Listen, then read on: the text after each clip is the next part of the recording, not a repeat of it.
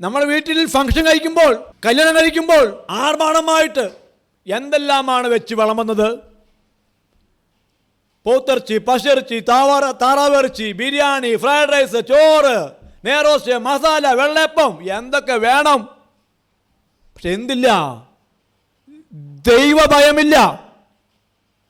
എൻ്റെ കൂട്ടായ്മയിൽപ്പെട്ട ഒരാൾ ഒരു കുടുംബത്തിൽ കല്യാണം കഴിക്കുക. എൻ്റെ കുടുംബത്തിലോട്ട് ഒരാൾ, ഞാൻ പറഞ്ഞു അവരോട്, നന്നായി കല്യാണം കഴിച്ചോ, നല്ല ഫുഡ് കൊടുത്തോ, പക്ഷേ ഒന്ന് ദൈവത്തെ ആരാധിക്കുവാൻ. സ്തോത്രം. ഇത്രയും 10,000-2000 പേര് വിളിച്ചു കൂട്ടിയുള്ള ഫംഗ്ഷനിൽ ഒരു അരമണിക്കൂർ നേരം വന്നുകൊണ്ട് ഒരു ദൈവദാസനെ വിളിച്ചുകൊണ്ട് ഒന്ന് പ്രാർത്ഥിച്ച് ഒരു 10 മിനിറ്റ് വചനം പറയുവാൻ നിങ്ങൾ സമയം വേർതിരിക്കണം.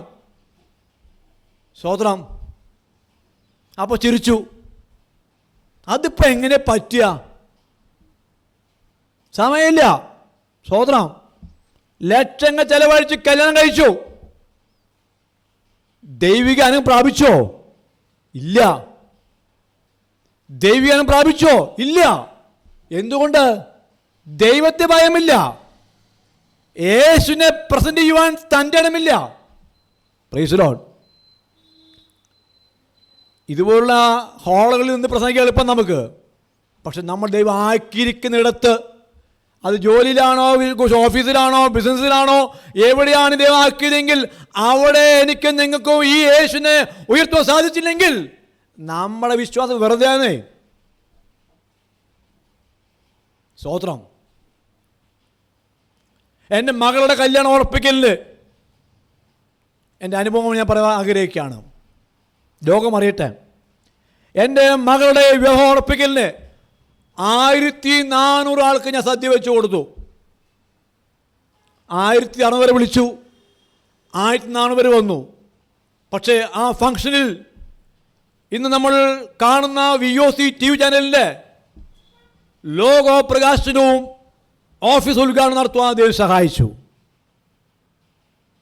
ആ ശുശ്രൂഷ അത്രയും പേര് അറിയുവാൻ, അത്രയും പേരോട് ദൈവത്തിൻ്റെ വചനം പ്രഘോഷിപ്പാൻ ദൈവം എന്നെ ബലപ്പെടുത്തി. അതിന്ന് എനിക്കും അനുഗ്രഹമാണ്. ഞാൻ പറഞ്ഞു വന്നത്, യഹോവയെ ഭയപ്പെട്ട് അവൻ്റെ വഴികളിൽ നടക്കുന്ന ഏവന് ഭാഗ്യവാൻ. നിന്റെ കൈകൾ അതിന് ഫലം നീ തിന്നും, നീ ഭാഗ്യവാൻ, നിനക്ക് നന്മ വരും. ഇന്ന് നന്മ ലഭിക്കാൻ വേണ്ടി നട്ടോട്ടം ഓടിക്കൊണ്ടിരിക്കുക, സമ്പത്തുണ്ടാകാൻ. ഞായറാഴ്ച ആരാധനയ്ക്ക് ഒരു സമയമില്ല, ഓട്ടമാണ്. സ്തോത്രം. ഞായറാഴ്ച കുട്ടികളുമായിട്ട് മക്കളുമായിട്ട് ആലയ്ക്ക് ഒരു സമയമില്ല, ട്യൂഷനാണ്. സ്തോത്രം. ദൈവത്തെ ഭയമില്ലെന്നേ. പിന്നെ പ്രാർത്ഥിക്കാൻ പറയാണ്, പ്രാർത്ഥിക്കണം പ്രാർത്ഥിക്കണം പ്രാർത്ഥിക്കണം. ആരോട് പ്രാർത്ഥിക്കണേ? ആരോട് പ്രാർത്ഥിക്കണേ? ദൈവത്തെ ഭയം വേണം, ദൈവത്തെ നമുക്ക് പേടി വേണം, ദൈവത്തിൽ ആശ്രയിക്കണം. ICU കിടക്കുമ്പോഴും ഓപ്പറേഷൻ പറയുമ്പോഴും ദൈവം പ്രാർത്ഥിച്ച പോരാ. ദൈവത്തെ ആരാധിക്കുന്ന, ദൈവത്തിന് മഹത്വം കൊടുക്കുന്ന, ദൈവത്തിന് അത് പ്രീതിപ്പെടുത്തുന്ന ഒരു ജീവിത രീതി നമുക്കുണ്ടാകട്ടെ. സ്തോത്രം. Price the Lord. ദൈവത്തെ ഭയപ്പെട്ട് അവൻ്റെ വഴികളിൽ നടക്കുന്ന മനുഷ്യൻ ഭാഗ്യവാൻ. ഹല്ലേലൂയ.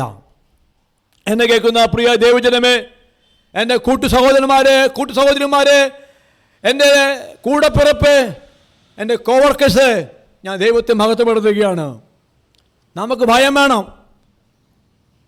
നമ്മൾ കർത്താവിൻ്റെ ദാസന്മാരാകുമ്പോൾ നമ്മൾ നമ്മുടെ മക്കൾക്ക് നല്ല ഒരു ജീവിത ശൈലി, ഒരു ജീവിത മാർഗം നമുക്ക് അവർക്ക് പ്രസൻറ്റ് ചെയ്യാൻ സാധിക്കണം. എങ്കിലേ മക്കൾ ആ വഴിക്ക് വരത്തുള്ളൂ. ഇന്ന് അപ്പൻ വേറെ വഴിക്ക്, അമ്മ വേറെ വഴിക്ക്, മക്കൾ വേറെ വഴിക്ക്, മരുമക്കൾ മറ്റൊരു വഴിക്ക്. ഇതല്ലേ നമ്മുടെ ജീവിതാവസ്ഥ? എന്തുകൊണ്ട് സംഭവിച്ചു? സാക്ഷ്യമില്ലാത്ത ജീവിതം. ദൈവം ഏൽപ്പിച്ച കാര്യങ്ങൾ നീ വിശ്വസ്ത പാലിച്ചില്ല. സ്തോത്രം. നീ അവനെ ഭയപ്പെട്ടില്ല, നീ അവനെ മഹത്വം കൊടുത്തില്ല. ഹല്ലേലൂയ. സ്തോത്രം ചെയ്യുകയാണ്. യഹോവയെ ഭയപ്പെട്ട് അവൻ്റെ വഴികളിൽ നടക്കുന്ന ഏവനും ഭാഗ്യവാൻ. ഞാൻ കഴിഞ്ഞ ആഴ്ച ആന്ധ്രയിലായിരുന്നു. ഞാൻ വളരെ അനുഗ്രഹമായ വേല ചെയ്യുവാൻ എന്നെ സഹായിച്ചു. ആന്ധ്രയിലെ വിശാഖപട്ടണത്തിലുള്ള ചില ഗ്രാമങ്ങൾ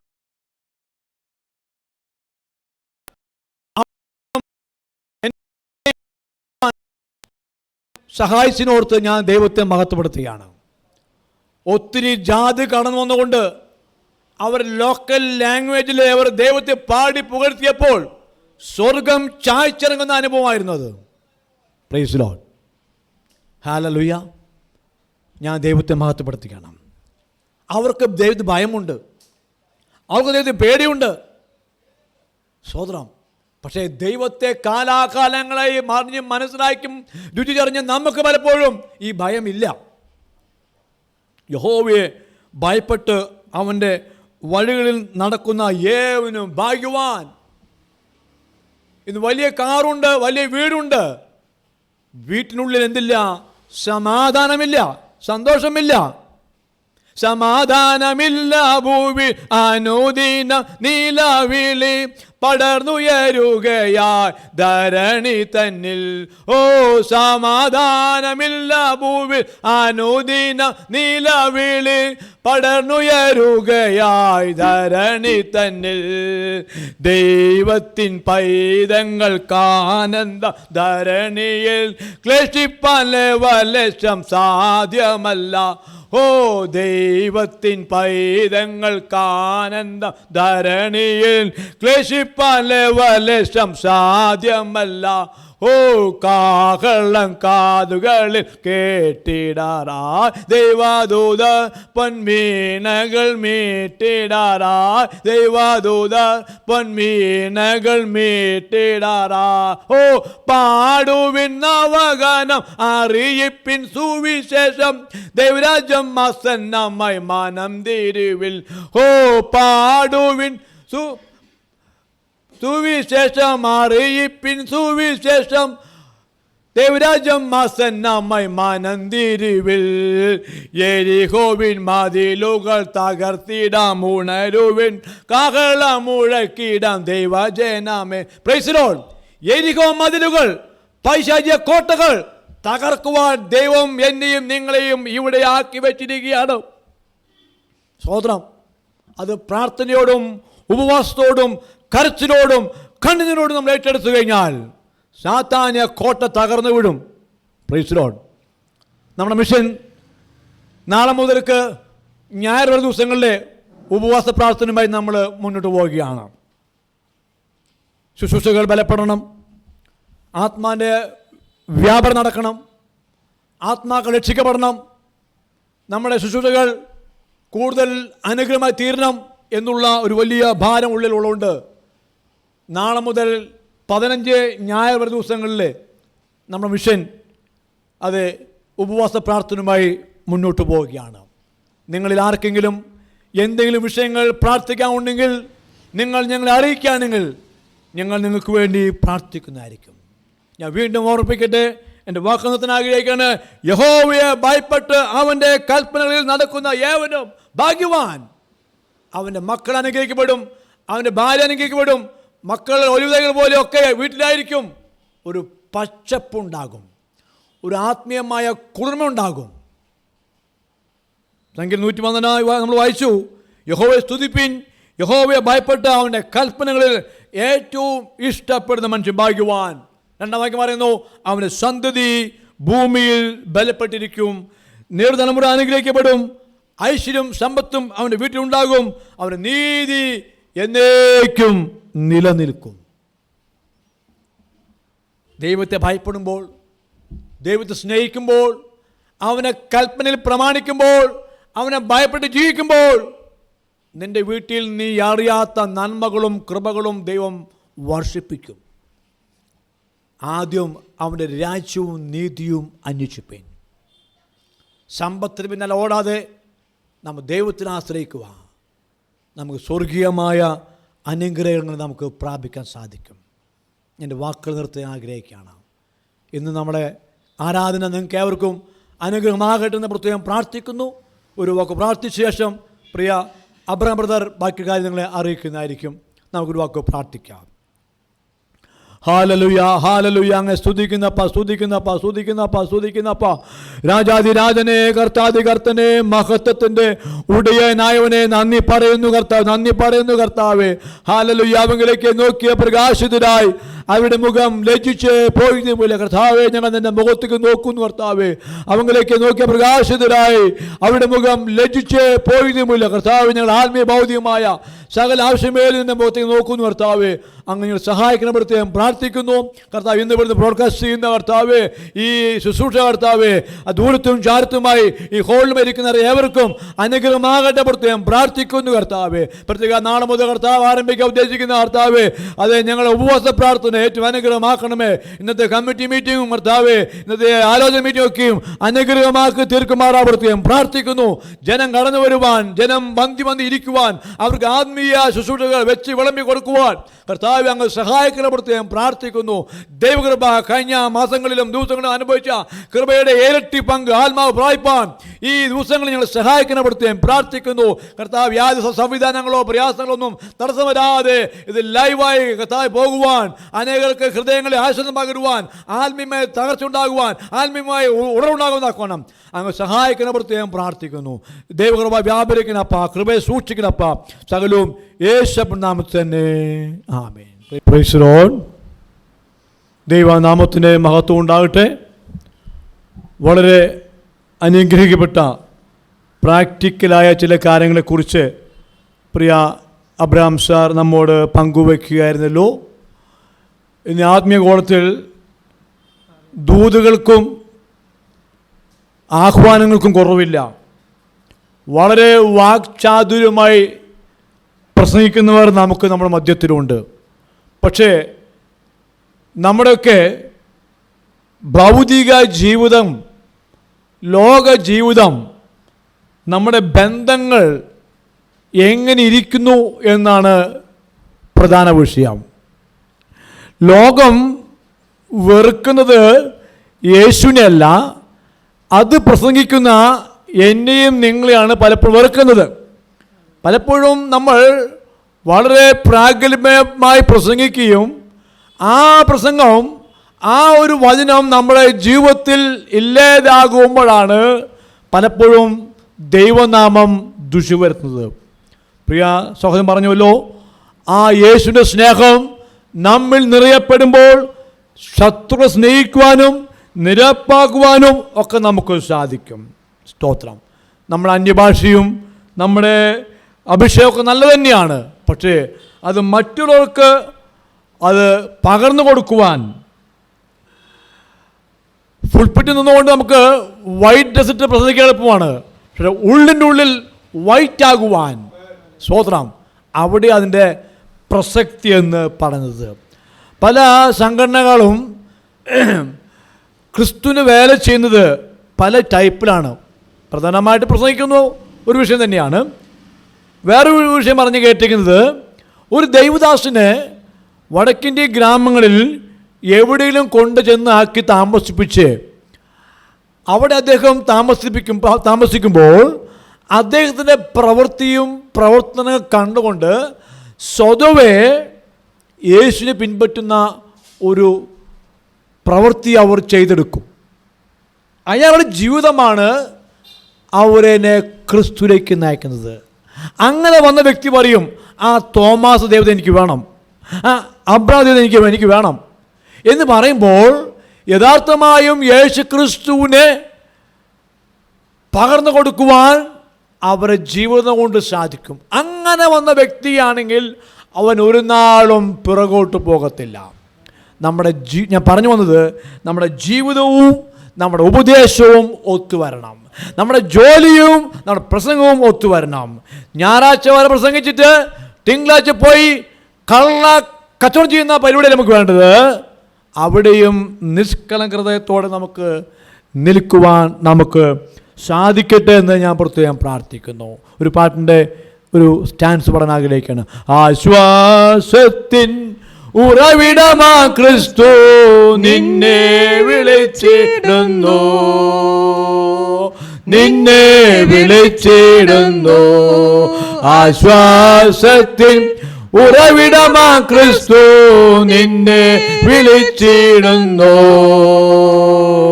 നിന്നെ വിളിച്ചിടുന്നു.